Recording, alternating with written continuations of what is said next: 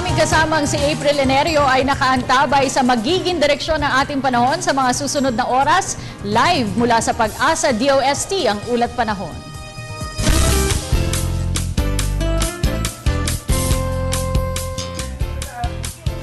Mahihinang pagulan pa rin po ang dala na patuloy na umiinit northeast monsoon. Kaya sa lagay ng panahon ngayon hanggang bukas, ang Cagayan Valley at mga probinsya ng Aurora, Quezon at Bicol Region ay makaranas ng mahihinang pagulan.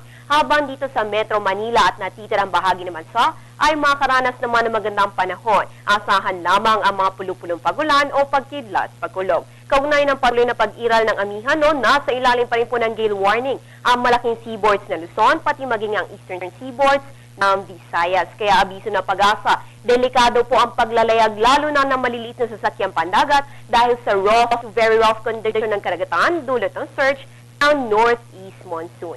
Ayon kay Pag-asa weather forecaster Chris Perez, ang northeast monsoon ng amihan ang dominant weather system sa bansa. Kaya kahit papano maganda naman po ang panahon, ganun pa man asahan pa rin ang mga isolated thunderstorms. Wala rin anyang sama ng panahon na namomonitor ang Pag-asa hanggang sa susunod na 3 araw.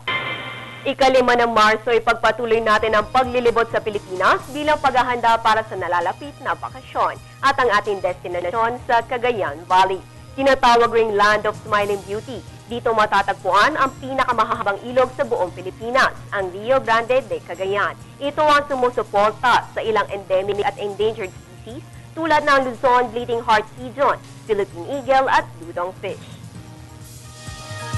Sa lagay naman ng panahon dyan sa may Cagayan Valley, chinek natin ang kanilang pinakamalapit na istasyon at yan ay sa Tuguegarao City. Ang naitalang agwat ng temperatura ay 19.2 degrees Celsius hanggang 28.5 degrees Celsius.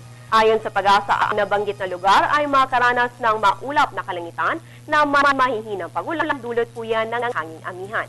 Pero syempre, pagdating ng bakasyon, tiyak na magiging adventure trip dahil pwedeng mag-nature tripping sa Claveria. May mga white sand beaches at waterfalls, mag-spelunking sa Calao Cave, mag-hiking at bumisita sa mga lumang simbahan at marami pang iba. Kaya punta na sa Cagayan Valley dahil it's more fun in the Philippines, lalo na pag maganda ang panahon. Kaya patuloy ang aming pagmumonitor dito mismo sa Pag-asa, hatid sa inyo ng Panahon TV Express.